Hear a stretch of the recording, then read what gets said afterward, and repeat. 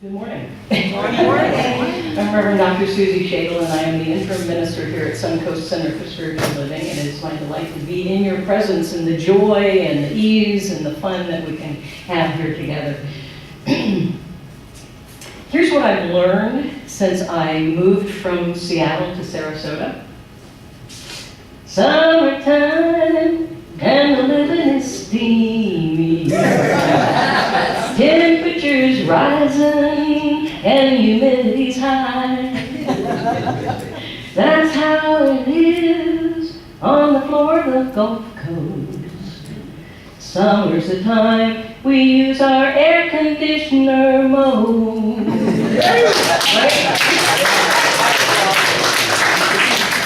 Right? In Seattle, I didn't even have an air conditioner. Hello. So being here has been quite an adjustment for me. But you know, I love that song, Summertime in Livin is Easy. What a great song. And the reality is that living is easy. And sadly, too many people don't believe that.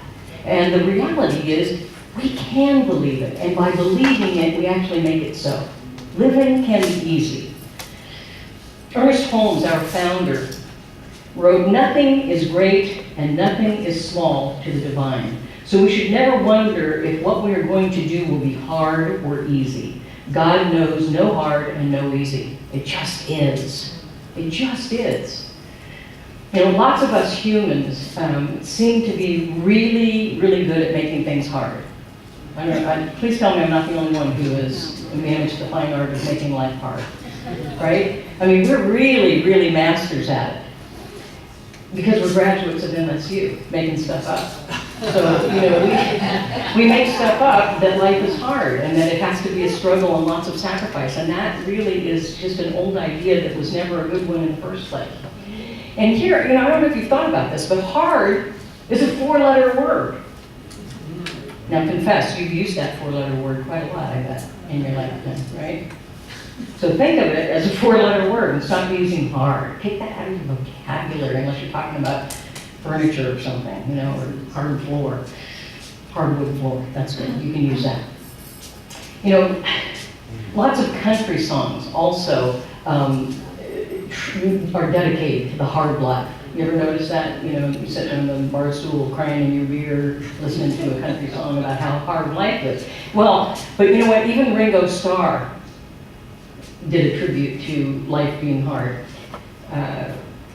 Got to pay your dues if you want to sing the blues, and you know it don't come easy, right? Okay, so you know, even music, which is supposed to lift us up, is telling us life is hard. How crazy is that? We're going to get a new tune.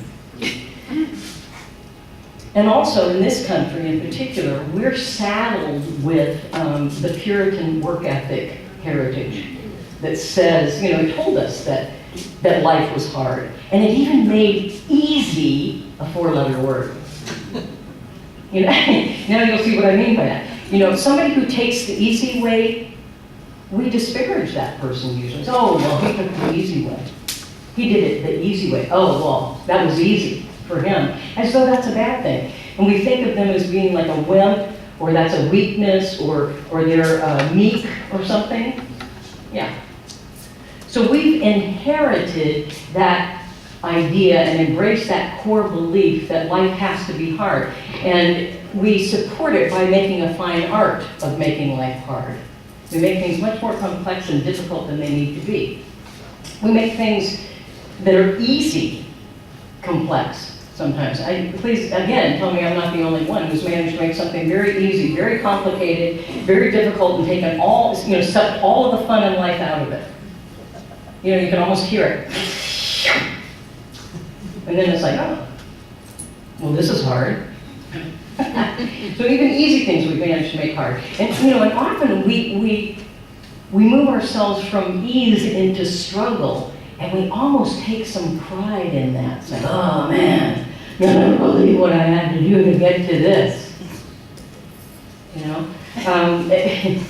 And many of us were brought up by parents or grandparents who had no limit to the number of stories they could tell us about the Great Depression.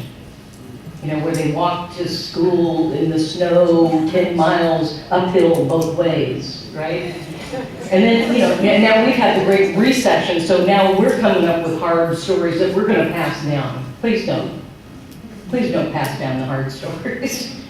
You know, I even caught myself, after I graduated from college, talking about, for a number of years actually, how hard I worked to pay my way through college and how hard I worked afterward to pay for all the loans.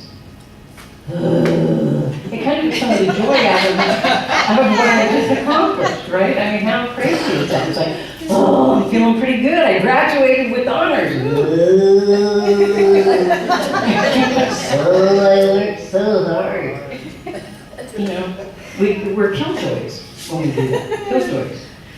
I'll have to write a new song, Kevin, the Killjoy song or something.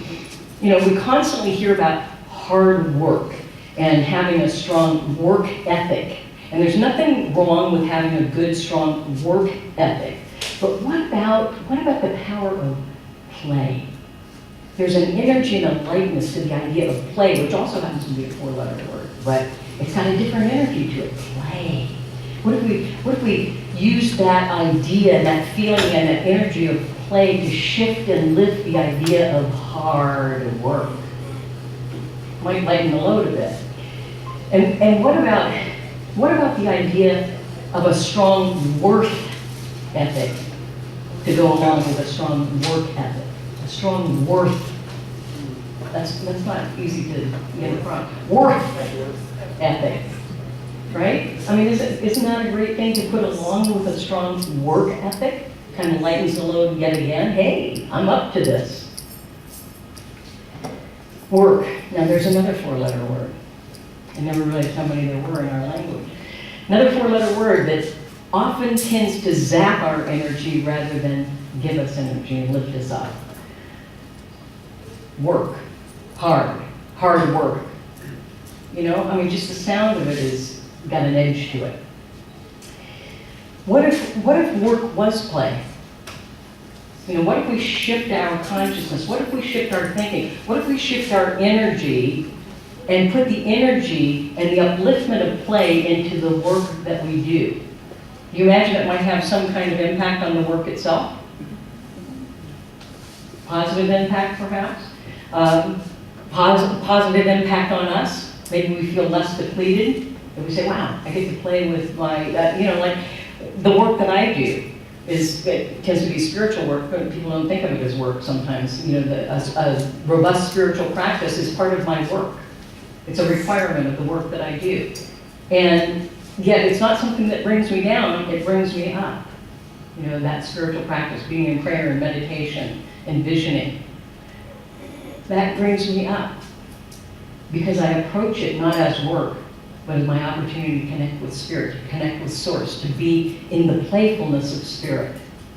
Putting together talks, that could be considered work. It usually takes, you know, the whole week long to put everything together that I want to say, and then I change it when I get here anyway. I don't know why I do it, but anyway, I guess to get out of my way. But I approach it as a playfulness, not a thing of work, a thing of drudgery, something that I get to play with, and that's something I get to share. And I don't want to share with you, oh man, you'll never believe how long it took me to do this. You know, I mean, who wants that, right? It's crazy. So, a playfulness. You know, Jean Houston has written over 400 manuscripts.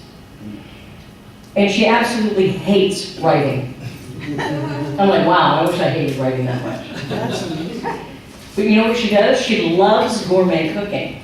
So when she's writing, she puts herself in the mindset of, I'm cooking a gourmet recipe. And the writing just comes, it flows. So think of what it is that you love and apply that to what it is that feels like it's work to you. You know, here's another good question. What if easy is actually the smarter, better way to go in a given situation? That might actually be the better way than the hard way. Ever thought about that? It's worth a try. It's worth a try. Let me give you an example of where I stuck to hard. 12 years old, learning to water ski. And I get up, on the skis and I'm zipping around having a good old time, playing, right? Playing, having fun, doing pretty well. And then, what happened? Fell. I hang on to that rope as hard as I can for dear life. And I am being dragged through the wake behind the boat. Pretty soon I'm realizing I can't breathe in that wake. And I was 12. So I'm seeing my light flash before me that took about that long. And I'm like, wow. And I'm thinking, well, this is it. This is the end. And pretty soon I didn't have the strength to hang on that hard anymore. And I let go of the rope, and guess what? I'm bobbing up and down in the water, breathing. I'm going, wow, this place looks just like the place I left. Oh, hey, I'm alive. This isn't heaven. Heaven on earth, maybe. But it was in letting go, the ease of letting go rather than the hardness of hanging on, that was the right thing to do in that situation. So maybe sometimes easy is the better choice. Now, I'm a good religious scientist, so I like to, you look shocked. Okay, I'm a religious scientist. In my mind, I'm a good one. Okay. So as a religious scientist, we like to learn. We like to learn to shift things, to shift our consciousness in such a way that we're having a more positive experience. So what if I could learn to let go of hard and to take up easy? And as religious scientists, we can do that. We're good learners. Can let go of hard and embrace easy. What a cool thing that would be. So, we too often accuse those who go for easy as being that weak, meek, feeble kind of person, or hey, you're a slouch. But even in the scriptures, in the Beatitudes, it says this: the meek shall inherit the earth. Cool. The meek shall inherit the earth. How cool is that? It doesn't say the ones who work really hard shall inherit the earth. The meek shall inherit the earth. And meek actually means to be teachable. Sometimes people who work really hard at something are so busy working hard that they can't let any new information in, and so they're not really teachable. So the meek know they don't know everything, and so they're willing to learn and to be teachable. So I choose to be one of the meek, teachable ones, so that I might inherit heaven on earth. Anybody want to join me in that pursuit? I hope so, because easy is a lot more fun than hard. Being a teachable religious scientist, I've done some research for you so that you don't have to.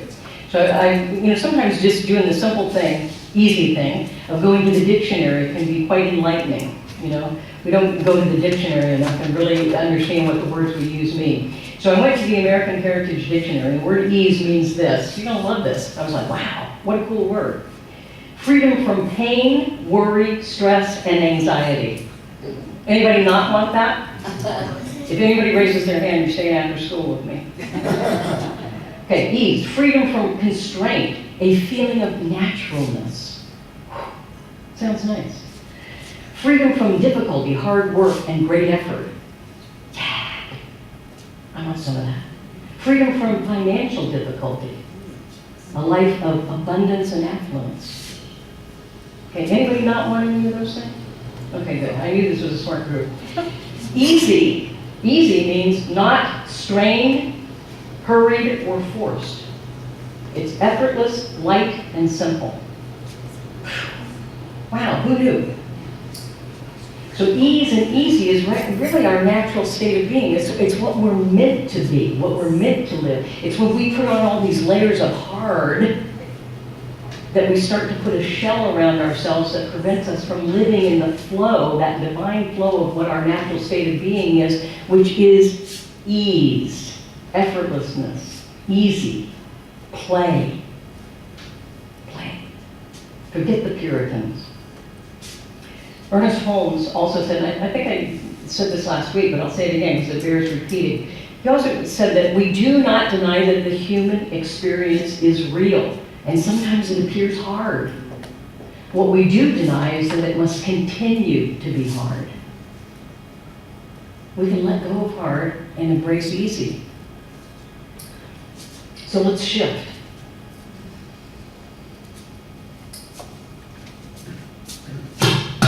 That was easy.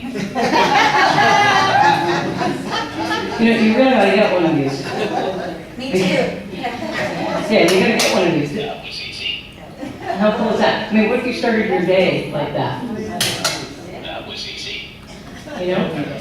I actually once did I did a whole series of talks around the word easy. And the first Sunday I got 5 of these. We went to Staples and got 5 of them. And then at the end of the thing I said, you can go to Staples and get one of these for $5, or you can buy one here today for 10. And people are like, yeah, think about it. The proceeds went to the children's program. So, boom, they're sold out immediately. So then I'm thinking, So the next week I come with 5 more, right? Same deal, $5 at Staples, $10 here today. Boom, it's sold out. Every week for like 5 weeks, sold out of easy buttons. And the most wonderful thing that happened was there was a young boy, he must have been 8 or 9. His mother told me that he had learned by heart the speech by Marianne Williamson that, help me, you know which one I'm talking about. It is not our darkness that is our light. Yeah. So he learned that whole thing. And it was Nelson Mandela used it at his inauguration. It's a beautiful thing that is really about us blossoming and being who we truly are. Well, he learned the thing by heart because apparently it was in a kids' movie. So he learned the whole thing all on his own, no coaching, nobody asked him to do it. But he was a very shy kid. But when I found out about that, the parent also told me, he really wants one of those easy buttons badly. And I'm like, okay. So I went to him and I said, Isaiah, if you'll come and recite that, because I can't even do that, if you'll come recite that for everybody, easy button's yours. And it'll be easy. He got up there, boom, like he was, been on the stage all his life, does the thing, gets his easy button, and the guy's life was made, it was like incredible. It was easy because he made it a thing that had an intention around it. He intended for it to be easy so that he could get the easy button to remind him that other things could be easy. And now he's all grown up and just graduated from high school, and he's like in plays and does music, and he's like all over the place. He's gonna be a rock star, who knows, So that was easy. Remember that, life is easy. So let's shift into that and set easy for the intention for everything that you think, say, and do. Be easy, be easiness. Move into the big easy. The big easy, easy. Expectancy activates spirits, yes. Easy. Expectancy, not expectation, but expectancy of good. Activates spirits, yes. If you unscramble these words and rearrange them, it spells a yes. A yes in easy. So easy is a pretty powerful word. And so the big yes is the big easy. And it opens us to be receptive to the divine flow of good in and through and as our lives. When we say yes, it's easy. It's easy, I'll say yes. Absolutely. And the Spirit's intention is that we be blessed with ease and effortlessness and grace and promise and possibility. That gift has already been given. Adam and Eve were set in the Garden of Eden in paradise. They had everything. They made one giant boo-boo. There was only one little rule. Don't partake of the tree of knowledge of good and evil. Because that's an MSU kind of thing. That's a man-made, made stuff up kind of thing. Good and evil, duality. And so that was the one rule, and of course curiosity. One of them must have been a cat, because the curiosity got to them and they partake of the fruit of the tree of knowledge of good and evil. And some funky things began to happen, as you know, after that. But Spirit has provided everything to us as well. And ours is but to say yes and to receive all of that good that resides in the garden, in paradise. And we can live from that original blessing in the Garden of Eden. How cool is that? And yet we struggle thinking we have to get back to the Garden of Eden, when in reality we only left it in our minds. It's only in our minds thinking funky thoughts that threw us out of the garden in the first place. We're really still there if we have the spiritual consciousness and the eyes and the ears and the willingness and the heart and the soul to be there, to see it, to feel it, to believe it, to be in it, to live it. Now here's a good side story. You can use this one at cocktail parties. You ready? How many are familiar with the group Iron Butterfly? Good, so some of you remember Iron Butterfly. If you don't, you should what do you call it? Google it, or what's that? Spotify or one of those things, and listen to the song that they were most famous for, And I Got a Vida, correct? Well, get this, guys. Turns out the band was so high on drugs when they went into the studio to record the song they couldn't pronounce the words correctly, because originally the song was supposed to be In the Garden of Eden. And it turned out to be And I Got a Vida, which made their careers, but they got a little too easy. A little too easy there. It does make kind of a cute cocktail party story, right? In the Garden of Eden, And I Got a Vida. And by the same token, many of us get really drugged out on those outer messages that life has to be hard and struggle and sacrifice. We get drugged out on untruth instead of filling ourselves up from the inside out with spirit and that divine flow of good and ease that comes with life that has already been given to us. We could be in the Garden of Eden right this moment if we so choose. If we're willing to say yes to that big easy. And many don't know or don't believe that we're here to live a life of effortless ease. We are. We were not put here to struggle and to make life hard. I mean, what kind of a creator or God would do that? Not the one I know. Not the one I know. We're here to be creative and powerful and magnificent. Why else would you create something? I mean, really, when you create things, do you create like the ugliest, most awful thing you can think of? If you do, stay after school. I mean, seriously. So why would the creator of all life create something that has to struggle and get, all mangled to get through life? We are here to live with effortless ease. Even in the challenges of life, there is an easier path than sometimes the one we make. Sometimes we think it's got to be a really hard path. What if it doesn't? What if it doesn't? We tend to be much more creative and productive when we are at ease. Our bodies heal more powerfully and more rapidly when we are at ease than when we're stressed and worried. In fact, stress and worry and hard work and tearing our hair out and frustration actually causes us to get sick and to stay sick and to not heal as quickly. But when we allow ourselves to be in that ease, to sort of take the nesty plunge, if you will, into Spirit's arms, wow, our body actually heals quicker. We actually return to wholeness, return to the garden, return to paradise more easily, more rapidly, more naturally. We've been given the kingdom. We have been given the kingdom. It is at hand. It is within us right now. And we can return to the garden anytime we choose. We've never really left. Just awaken your awareness. We've been given the freedom to choose, to know that we're in the garden or to forget. Exercise that power of choice wisely. What do you really want? Deepak Chopra wrote, "You can't make positive choices for your life without an environment that makes those choices easy, natural, and enjoyable." So not only do we move into making choices to be at ease, we want to create an environment for ourselves to be in that is easy, that is flowing, that is not stressful, that is calming, that is peaceful, that puts us at ease. We are at our best when we are at ease. and then life unfolds easily from that place. And we can shift from hard to easy. So if you're experiencing hard, that's okay. We can shift from hard to easy.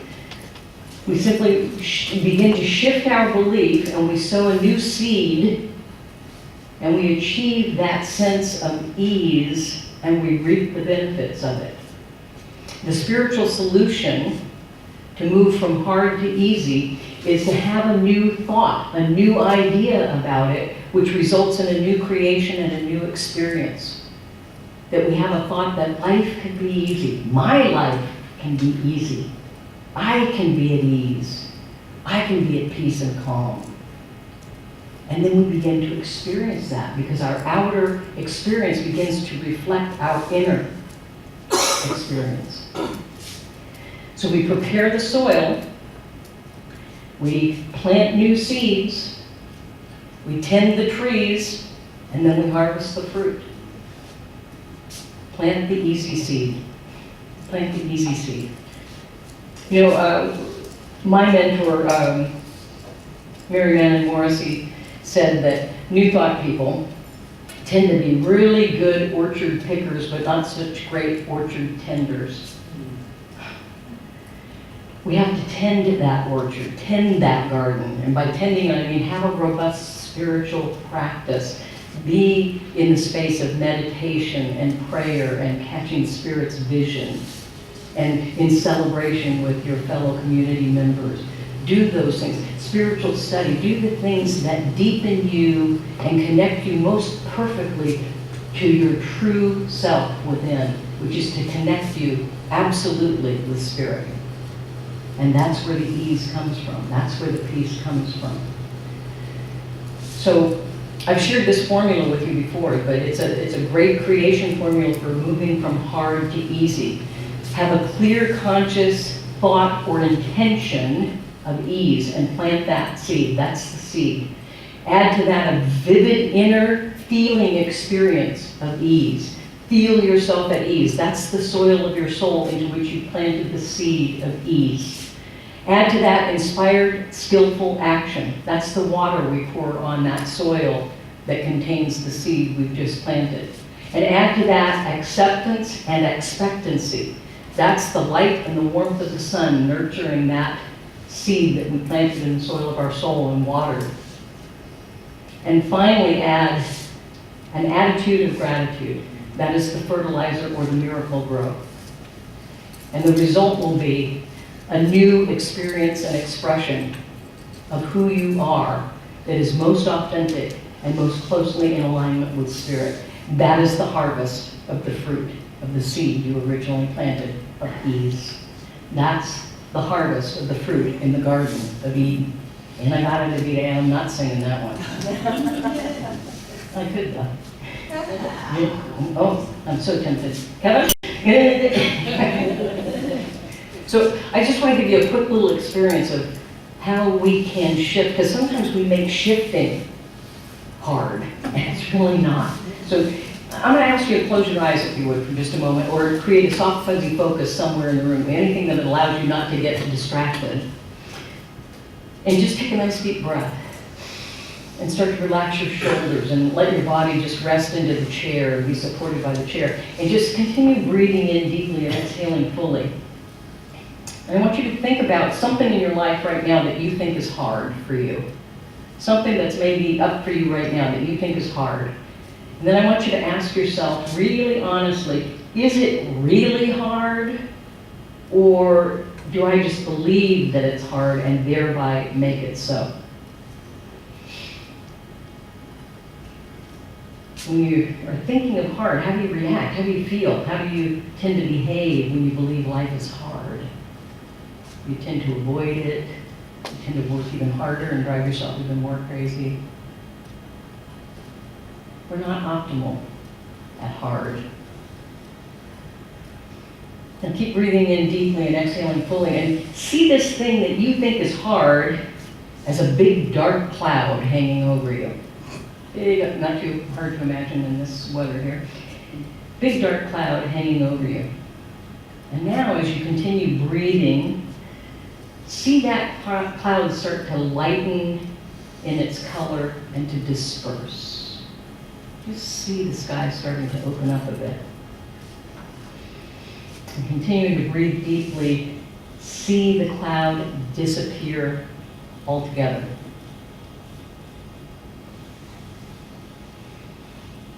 Release it back into the no-thingness from whence it came, that hard thing. Release, re-ease it, real ease that thing back into the no-thingness from whence it came. It was created in your own mind and then in your experience. And now see the sky clear and blue. Beautiful, clear blue sky. And now see yourself being easy with this thing, this situation with life that you thought was hard. See yourself just flowing in ease and effortlessness with this thing.